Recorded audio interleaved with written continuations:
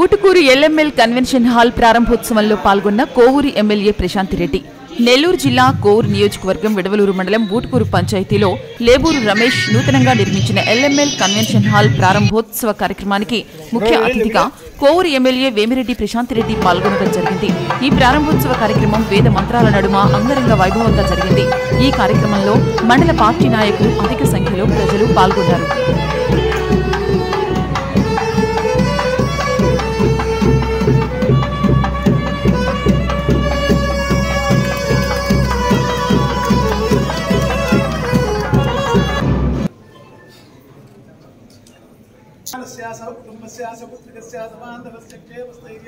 विजय अभय आयुरारोग्य ऐश्वर्यारोग्यं सर्वत्र सर्वकार्येषु कार्यानुकूलता सिद्ध्यर्थं श्री भूलीला समे श्री श्रीनिवास स्वामिनः पादारविन्दयोः प्रातःकाल अर्चनाञ्जकरिष्ये ओम केशवाय नमः वासुदेवाय नमः ओम दुर्गाय नमः।